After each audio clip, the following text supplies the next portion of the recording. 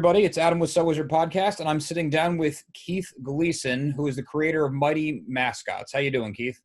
Hey, Adam. Thanks for having me on. How you Yeah, doing? thanks for taking the time. This is very cool. I was checking out your book, and I know Joey talks really highly of it, and he says you're a really nice guy, so I'm really looking forward to getting into this.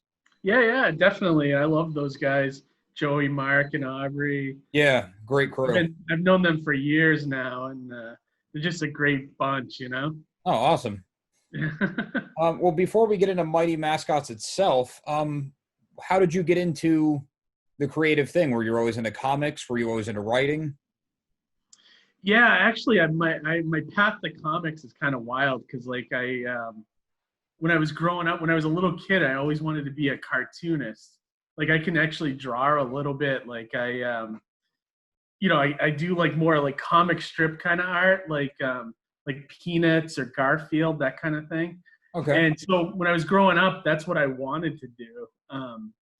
And then as I started learning about that industry, and it's such a horrible, it's hard to get into. I mean, because there's no Sure. papers now, literally. Yeah. I mean, there's very little. And a lot of the newspapers, they only greenlight maybe one new comic strip a year, if that, you know? So then I discovered comic books, and I kind of shifted more to like a writer role rather than doing the art. Like, cause like I just realized that my art wasn't like the superhero type of artwork that you see in comics nowadays. So I ended up hiring out, getting an artist to do the book for me and everything. So yeah, I've been more in the writing side more than anything. I still get to do a little bit of artistic stuff though, because I do letter my own comics. So, I get to get some artwork in there, that way, Yeah, So cool. Do you hand letter? I don't. I used to though. I know how to hand letter. I have like the tool for it and everything. That's intense. Yeah. But it's like everything's done digitally now, so it's just so Right. much easier, Yeah. Is Mighty Mascots your first book that's out there? It's my first book that was published by like a publisher. I've been making comics since probably about 2005. Oh, cool. And most of the stuff I made, I self-published out of my own pocket. And then I've been going to conventions since then, just selling it or just raising awareness of, my work, basically. Yeah, for sure. That's a long, hard road, I'm sure. Oh, yeah, definitely. Ask Joey and all those guys. They know. Yeah. I usually see them at every show, so. Yeah, we all missed no cons this year. My God, I'm like crawling up and I don't know if you knew this too. I also run a con. I run the Plastic City Comic Con in Fitchburg. Okay, that's right. That was in your first email. Yeah. Yeah. So like we had to cancel too because of the whole COVID thing, Right. But our show is so small, and like I kind of did it in a way that it's so self-sufficient that we gave out some refunds, but I'm not hurting from it, thank God. I'm definitely out money for like advertising and things like that, but Right. Overall we won't take a bath on the show, which is good. That's good. Hopefully next year everyone's so hungry for conventions and stuff that it makes up for the loss this year. That's what I'm hoping, and I hope we see like record numbers again, because everyone just having missed it for a year, Yeah, I know the So Was Your Crew always says Plastic City is like it's a must do, so I'm probably gonna make it out there next year. Yeah, you should come. Those guys have a great time. If I don't know what you're into, but it's a pure comic show, and what I mean by that is it's modeled after like the shows of the 90s, where it was like you pay $5 to get in, and it's just artists, writers, and comic dealers and toy dealers and things like that. Very little the glitz and glamour of like the bigger shows, Right. celebrities and things like that, So That's cool though. Yeah. It was. I felt like I started it 5 years ago, and I felt like that kind of show was like missing in the industry. whereas everything was all about having a Hollywood celebrity or the cosplay contest. And I'm like, I want to get back to like what I love, the pure comic, kind of. The Comic Con is not so much into comics anymore. Yeah, right. So like I wanted to get a focus back on that. So I kind of did it, and it kind of people are attracted to it. So it's working, So I'm kind of glad I did.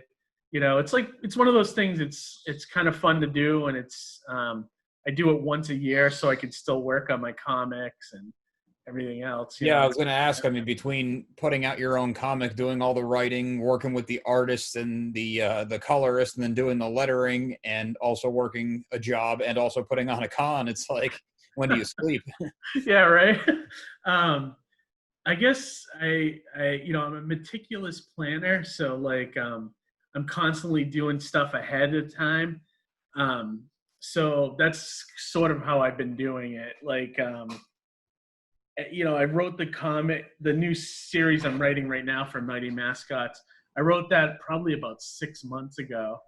And then I've been slowly, I try to make sure every day I at least do 1 or 2 pages where I set up the thumbnails for the artist. Okay. And kind of go over the script again. So I'm doing like little bits and pieces of it every day. And then if I have something I got to do for Plastic City, like update the website, I'll put that on my to-do list. So I tend to do everything in little bits and pieces, So you don't get overwhelmed. So I don't get overwhelmed, and I try to do it so far ahead that if I run into problems, I can kind of tackle them, Well, that's smart. Yeah, exactly. So, so I guess I owe my OCD that much, Yeah, well, that's good. That's really good, because I don't think you'd be doing it all without that.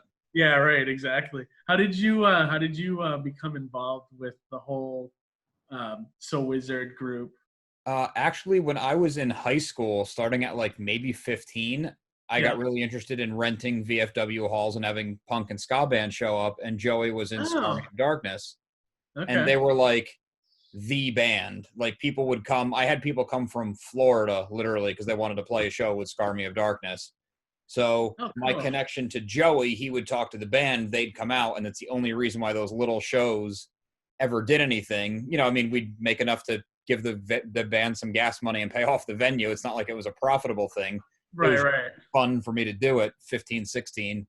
And we just kind of stayed in touch, which was pretty amazing because it was before social media. But that's great. When they started So Wizard, I just made their website, and then eventually, like, I guested a couple times, and they said, hey, do you want to maybe write a weekly thing? And now I do the YouTube, and it just kind of grew. So that's great. Cool. So the YouTube is sort of like an extended part of their show, kind of, that you do. Yeah, it's the So Wizard YouTube channel. I just kind of took the reins on that because they're so busy with the main show. No, it's great because it seems to be like I'm finding, because I even to add more insult to or more stuff on my workload, I even started doing YouTube myself. Oh, did you? Yeah, and like I'm finding that like there's a lot of comic fans on there that love content. So for sure, and I actually use that to keep up with comics too. I'll find like X-Men Explained or Comics Explained or like the Star Wars comics, because I try to keep up on everything, but you can't keep up on 100 titles a month. Yeah. And then if you just want a quick review, like you just go on there, someone reviewed the comic that you want to, you're curious about, and that's where what I'm trying to do is like more like the indie stuff, like that you might not be able to find a review for. That's what I'm trying to focus on with my channel. Yeah, and I'm sure there's an audience for that. Right, yeah, and then also to use it to promote myself as well, Yeah, that never hurts. Yeah, exactly. So very cool. But yeah, man, she's got a ton of stuff going on, Yeah, well, that's how you do it. Stay busy. Yep. It's always fun. Yeah. So for Mighty Mascots itself, where did you get the idea? Because it's unique, but when you tell it to somebody, it clicks. Yeah, I got the idea from the Oddest Place. Like my wife bought me a T-shirt like about 5 years ago from I don't know if you guys have the Ocean State Job Lot stores down there. Yeah. Well, it was like probably the coolest thing that ever came out of that store. It was like a T-shirt that had like a lot of the regular breakfast mascots, like Tony the Tiger, Snap, Crackle, and Pop, and like the frog from Honey Smacks, and they were all hanging out on the shirt, and it just said Breakfast Club. So I was brushing my teeth one day, and I was looking at the image, and I was like, man, there's something to this picture. I didn't know what it was at the time. When I started brainstorming, I thought it was going to be like a comedy. Like I was going to do it like in the style of a reality show where all the characters were forced to live together. Like draw together. Yeah, kind of like that. And the more I started thinking about it, though, I was like, man, I love superheroes, and if I could combine like the Saturday morning cartoon element to it, and then I started thinking about them as like superheroes, and that's when the series kind of started to click together. As soon as I thought of Captain Crunch as like a Batman type, I'm like, and then I started thinking about what other ones I could do, and it just clicked. And then coming up with the whole backstory, and the rest was history, you know. That's and really then, cool. Thanks. Yeah, and I started publishing it on my own for a while, and then Alterna came around. I don't know if you're familiar with them as a publisher. No, not really. I know there's a lot of smaller publishers out there. Yeah, and the reason they struck a chord with me is I had seen that they were bringing back newsprint, so they were going back to printing comics on like the cheap newsprint paper and getting the cover price down to $1.50 versus the standard, what is it, like $3-4 now for comics. And I love that idea because I thought, like, wow, you got a publisher, you know, with a cover price that low, people will just try it. I mean, it's like a drop in the bucket. I mean, you know what I mean? It costs more to get a soda at the store than it is to buy the comic, you know. So I pitched it to them, and then we went back and forth for a year, did changes. I even had an artist redraw the entire first issue. Wow. Yeah, so we went back and forth, but eventually they took it. So and they published it last year. The first 3 issues came out.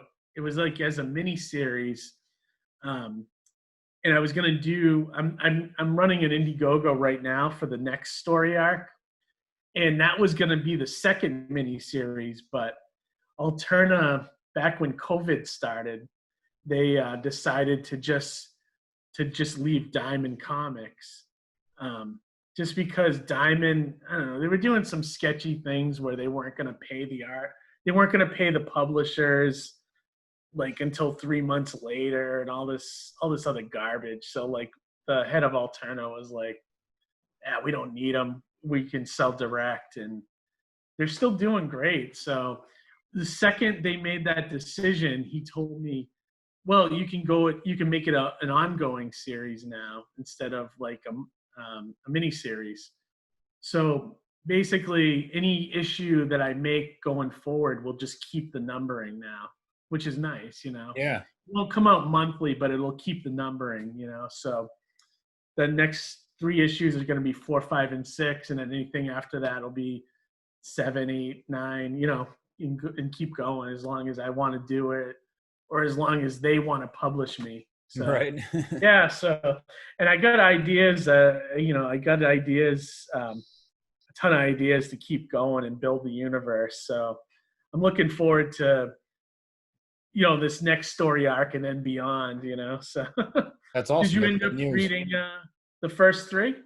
I read the first one cover to cover, and I started just skimming through the second and third just to have an idea of what to talk about. Oh, okay, cool. But I definitely plan on going back and actually reading them. Oh, nice. Awesome. For one, they're gorgeous. Oh yeah, the it's artist. A very cool story. Like I was saying with the very concept, it's it's a simple concept, but you haven't seen it done. But when you tell somebody, they already know it. You know, it's weird that it exists in this weird place where it's totally new, but totally familiar in the best way. Yeah, definitely. And my pitch at conventions is usually, you know, it's like I tell everybody, it's like, so it's Saturday morning cartoons meets Silver Age comics. You know, like you read it and it's supposed to invoke the feeling of you grabbing a bowl of sugary cereal and sitting down with Saturday morning cartoons in the 80s, you know? Yeah. That's sort of what it's supposed to be. It definitely has that vibe. Does it have that vibe? Good. Yeah. And I used I've been telling people like the style of it is sort of the writing, the way I want to write it is very much like something like Teenage Mutant Ninja Turtles, where this absolute absurd concept of like these turtles mutated by this stuff and they become ninjas, but Kevin Eastman and Peter Laird wrote it seriously like a superhero book. Yeah. So that's sort of the ground I'm kind of, you know, doing with Mighty Mascots. Same thing. I want people to get a laugh and be like, oh, you know, trying to figure out who the characters are supposed to be imitations of or homages to. But then after that, I want them to stay there for the actual story and the superhero elements of it, you know. And they move past the parallel and it becomes its own thing. It becomes its own thing, exactly. So that's sort of what I'm doing with the book. And I can't wait for this next story arc because it's going to be a group of evil video game mascots called the Boss Brigade. And it's going to be all like, you know, like an evil Mario and an evil like Donkey Kong. And so you'll be like my own versions of them. And yeah, I can't wait. It's going to be a cool storyline. That's a great way you get to play with everybody's toys without getting in trouble. yeah, honestly, it really is, because people look at it and go, oh, I like this. And I get a lot of kids that try to guess everything, like, oh, this is this person. And, you know, and that's part of the fun of it, I think, you know? Yeah. You know, even just having the breakfast cereal mascots that are completely your own creation, but you can easily draw parallels for that entry point. Like, I guess I keep harping on that same thing, but it really clicked. You nailed it. Oh, thanks, man. Yeah. Thanks. I appreciate that. And I gotta say, it's a fun concept, and I'm hoping one day, you know, eventually an animation studio sees it or something. I think it would make it an amazing cartoon on like Netflix or something, you know? I think so too, because they're redoing all those older cartoons. I mean, Masters of the Universe is coming back, and they redid Thundercats, and they redid Voltron. Yeah. Especially now with COVID, there's no live productions, but they can produce animation. So yeah, right. You got to start cold calling. Yeah, I know, right? Well, I'm hoping like one of them walks into a comic store and finds it one of these days, you know. But maybe it's just gonna keep producing, and hopefully it finds more of an audience as I keep going, you know. Yeah, I imagine it will. You know, so. Because with your new issue coming out, it's going to be people like me discovering your first 3 issues for the first time, and right, yeah, and me doing the Indiegogo, I have the first 3 issues on there, and I'm noticing that any new people that are finding the Indiegogo that don't know me or the comic, a lot of them are picking up the first 3 along with the new storyline too. So it's good, you know. It's like, it all just helps, you know? Oh, for sure. And on the Indiegogo, you have a really good, well done video that explains the whole thing. Yeah, definitely. And I think that's the one thing I always try to get across to people is how absurd it is, but I try to get it in a good pitch, you know? Like, when I'm at conventions, I tell people it's a group of cereal mascots brought to life by a 3D printing accident, and they fight crime. You know, there's more to it than that, but that's the core of the series, you know? So, right. And if you love fun books, fun superhero books, no political BS, you know, and just get into it. And it's an old school 80s kind of concept, you know? Right. And I love that it's that zany 80s concept, and it's kind of a spoof in some ways. But like you were saying, you write it straight. You're not doing it tongue in cheek. You're not winking at the reader. You're just writing a story. Right, exactly. And I want people to enjoy it on all those levels, So, because I think if you just did it as like this cheeky comedy, I think it would get old really quick.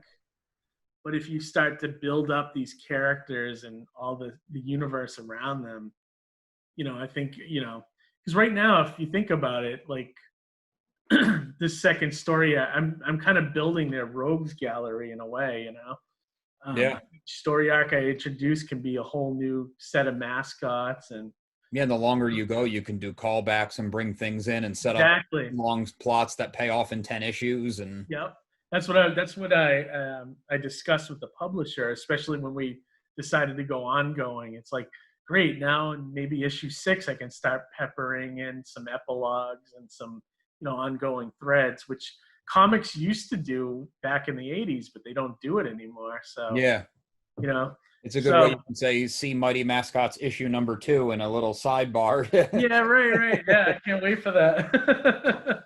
It's good stuff. Yeah, it definitely is. So we mentioned the look of the book and your team a couple times. How did you get linked up with your artist team? Oh, okay. So the artists that are on the book now, oddly just found them on Facebook. I did a post. I went into a few different artist groups looking for artists. I couldn't find anybody really looking for work, so I just put up a post and said, "Hey, I'm doing this book. It's a paid gig. Show me your stuff." And I got about 50, 60 contributions. So that was good. It was down to 3 other guys. And then my current artist came in like right at the end, and I saw his stuff and I'm like, oh my God, this guy's so good. How is he not working for Marvel and DC already, Right. And so I hit him up, and now he's the series artist for as long as he wants to be, So, and he's from Indonesia, oddly enough. He speaks pretty good English. We never talked on the phone, but any emails I've had with him, he gets what I'm saying, and everything. That's awesome. It's just working. Yeah, it's very little mistakes or anything that's shown up incorrectly. So, yeah, it's definitely a good symbiotic relationship. Sorry about that. That's all right. Work phone's still going nuts here. Sorry, go ahead. Go ahead. I was going to say, did he have a hand in creating the look and the feel, or did you have a very specific, because you do have something of an artistic background? Yeah, actually the characters were designed by, do you know an artist named Frankie Washington? The name's familiar. Yeah, he's an artist you'll see around in the New England area. He started off as the original artist for the book, and he also designed the original look of the characters, based off of my feedback. And so Ian, who's the current artist, took those designs and kind of reinterpreted his version of them. They're very close, they're just stylistically different. Yeah. And then anything new like that, he created, he created the look of Muckmouth and the Tartar Creeps, and then the Crown Team for the end of issue 1. And anything going forward beyond that, he created a look for. So the only ones he didn't really do was the mascots and themselves. So it's, and then the colorist is actually a friend of his. So when I hired him as the artist, he's like, well, I use this colorist as a friend of mine, and I liked his work too. So they both kind of became the creative team on the book. And that's really cool. That worked out nice, because then they can communicate all they need to, and you don't really need to be part of that process until it's exactly. I just step out of it, and then I just wait for the finished artwork, and then I can go to town with the lettering. So yeah, it works out pretty good, Yeah, it's good. It's a fun book, and I look forward to keeping it going for a while, you know? Yeah. Well, especially now that it's an ongoing and you're not limited in 3-issue chunks, which is really cool. Yeah, and that was like a Diamond thing, I guess, from what Alterna was telling me. That That's was, weird. yeah, it's nuts. I guess Diamond has a big thing about you got to deliver a certain amount of numbers for every book, and it's just the fact that like whenever you have a number one, it sells more than number two and number three, and it's like so it was their way to like keep getting number ones by doing the miniseries route. Oh, it's not Mighty Mascots #4. It's Mighty Mascots Chapter 2, #1. Right, right. And Oh, it's like it's a sort of gaming the system, yeah, I but you're guess not I really get it. gaining any readers, you know what I mean? Like you're not building a readership if you're constantly starting over. So I prefer the direction we're going, you know? I Yeah. think it's better. It gives the title a little more like what's the word I want to say? Like not legitimacy, but like I don't know, people like they look at it differently when they know it's an ongoing and not a mini series. Yeah, I don't know. And it's something different about it. I also think it fits your concept and your story better. I think so too. You're doing a zany 80s inspired cartoon series. Yeah. If it was 3 issues, yes, it could still work, but when you did Saturday morning cartoons, you were in there every single week Yeah, watching right. stuff. Yeah, exactly. It kind of and that's what I want, like the continued, you know. Yeah, I think that serves it a lot better. I mean, it's a lot more intense for you to keep up with, for your artist to keep up with, but I think it serves it better. Yeah, definitely. And like I'm hoping like and that's sort of the reason why I did the Indiegogo too, is so I could get more issues out for people a year. Because like because a lot even though I'm being published, um all they do is publish and all they do is print it and send it out to stores. They don't pay any of the production costs. Right. So that falls on me. And normally I don't mind paying out of my pocket, but I can only do like 2 pages every paycheck, you know. Um, so in order for me to not to deliver more than one book a year, I had to jump into the crowdsourcing game, you know. Which I think Um, is totally respectable for indie comics because I people think so. understand it's I a think labor so. of love. It's not some you're not getting rich off of Indiegogo. Right, and if I it'd be different if I was working for Marvel and this book was coming out from Marvel or something, you know. Yeah. Then people would be like, "Why is this guy on Indiegogo?" You know. But I find that a lot of even high-end creators like Sean Gordon Murphy are on there doing their own projects, and it's like, you know, it's like it's kind of the reality now. It's weird, really weird, you know.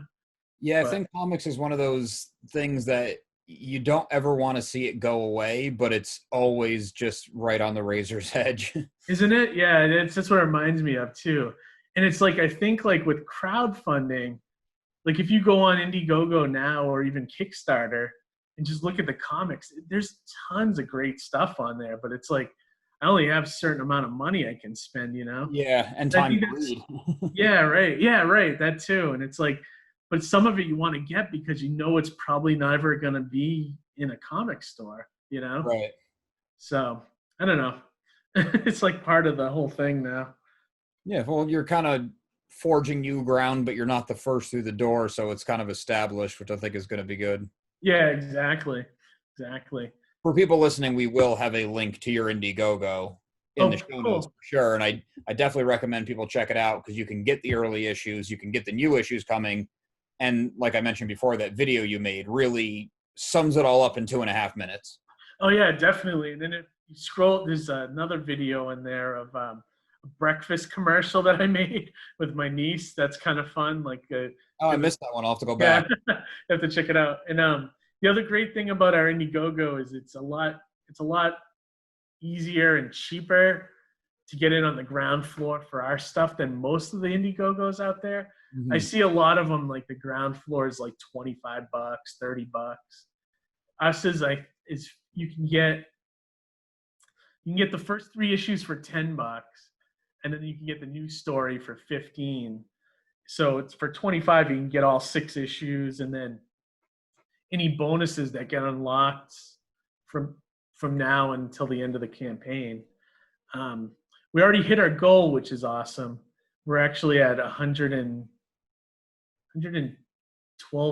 I think, the last time I checked. Yeah. So, and then we got about 10 days left, I think. Yeah, that's awesome. That's a nice. Yeah, so it's a good place to be, So I was really happy about that. And so everyone could, if anyone wants to get it, definitely get in on the ground floor. And then what I was going to say, I think it's going to go to Indiegogo has something called in demand. So once you hit your goal, you can leave the campaign open if anybody wants to still contribite to it. So even if they can't get into it, if they can't get in the next 10 days and they want to, they might get a second shot. They get a second shot after it closes.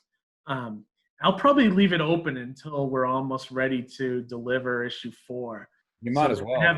Yeah, why not? It'll just be extra money, and it'll give people a few months to buy in on it if they want it, Yeah, so. more of an audience. More of an audience, exactly. So, was this your first Indiegogo? It was my first. I've done a couple Kickstarters in the past, but it was just my first time using Indiegogo, and I think it's a way better platform than Kickstarter, to be honest with you. I like a lot of. There's a lot easier controls and a lot less BS. Right. a lot more to help you reach your goal, which is good, Yeah, that's cool. Yeah. Okay, well, I'm sure a lot of people who are into the indie comic world are also in the same boat you are, or maybe not quite as far along in the path as you are, where they want to do their own thing. So that's a good tip. Yeah, definitely. I recommend if anyone's doing an indie comic and they need to crowdfund it, to definitely look at Indiegogo. And also, the best thing you can do is try to keep your goal really low. Keep it reasonable. Yeah, really reasonable. Because when you start having to call in favors from grade school, Yeah. Yeah. But yeah, no, is my third one doing it, and I think it's my most successful one, which is good. That is good. Yeah. Shows me that I have an audience already and new people willing to try it and everything. So yeah, you kind of feel like you're maybe on an even ground now instead of fighting that uphill battle. For what, profits or just for Mighty Mascots, for getting the readership and spreading the word? Yeah, I think we're doing okay. I know the first issue sold when it first went to stores. The diamond numbers were about 3,000 copies, which is awesome. But that doesn't include all the stuff that Altern is doing directly too. They sell a lot directly just to customers, and so if I had to guess, I'd say we've at least moved at least 5,000 copies of #1, which is really good for an independent comic. Yeah, for sure. There's a lot of Image titles that don't even hit those numbers, which is you good. Said that came out a year ago? A year ago, yeah. The first issue dropped like last April or May, I think. Yeah, that's great, because just to generate the interest in word of mouth, you think is going to be a few months of ramping up, and then people take notice. So that's really good. Yeah, definitely. I was happy it didn't drop this April and May. I think I'd be in the water. Oh my God. But yeah, last year, like once April came around, I think I was at a convention almost every weekend, just pushing the book. And I went to a lot of places, like even just one-day comic festivals that were outdoors, out in like East, Set up a table and. Yeah, I just went, So I got a lot of interest just doing that, hitting up every show I could, So, that's awesome. Yeah, thanks, man. You want to tell everybody, in addition to the Indiegogo, where they can find you or Mighty Mascots or? Yeah, the best place to interact with me is probably Twitter, even though Twitter is like, garbage dump. But if you're pushing stuff, Twitter's great. But the best, I'd probably say recklesssidekick.com is my production company's website, and you can hit all of my links from the website. And it also has tabs with each of the different comics that I've worked on over the years. So you can see some of the old stuff. You can even buy the comics there if you want. I think it's only the Mighty Mascots up there now, but yeah, you can look at all my past stuff and, definitely check it all out. Yeah. I've done tons of stuff on there. So yeah, I really appreciate you taking the time to sit and talk comics for a little bit. Yeah, definitely. It's nice to meet the fourth member of So Wizard too, Yeah, thanks. So hopefully I'll see you at their table at one of these shows when they start happening again, Yeah, when shows happen again, you'll see me around with them. Awesome. Yeah. Awesome. Well, continue to do a good job, man, building up the YouTube channel. I mean, I appreciate that. I think that's where it's at, for comic fans and stuff. Yeah, I'm still learning and figuring it out, and I got to get more consistent with, like, I have a bunch of segment ideas, but it's hard to be consistent with other jobs and stuff. So I'm trying to schedule that better. Yeah, me too. I'm like trying to at least, because I got a million things going on. I'm trying to at least get one video up a week, whether it's like an interview or just a comic review or something, just to have content, but to like have like that, something hitting the channel. Yeah, I was trying, like, Mondays do this segment, Wednesdays do this, Fridays do this, but then I get busy or work too much on the weekend, and then Monday I'm dead, so there's no video. And right, yeah. I'll get a couple weeks ahead. Yeah, I notice a lot of people do that, and like I think on YouTube's interface you can actually upload videos and schedule them to drop at certain times. You definitely can, but even if I just have them made, even not edited, if I just have them recorded, I'm so much more likely. But that's right. It's a whole thing. I get it. Anytime you produce content, it's like it becomes a job basically. For sure, yeah. And you want to do a good job, so you don't want to just throw on the camera, record it in 3 minutes, not edit it. Right. Yeah, you want it to look kind of good, So yeah. But all right, man. Well, thanks for having me, and say hi to those guys for me if you see them soon. Yeah, for sure. If you're going to be on the show soon. Joey couldn't say enough nice things about you and your comics, so that's good. Oh, thanks. Yeah, I love Joey. He's a great guy, and Mark and all them. I love them. I love seeing them at shows. So, all right, cool. Good time. All right, well, take it easy and good luck. Yeah, definitely. I'll see you soon. Sounds good. Thanks. All right.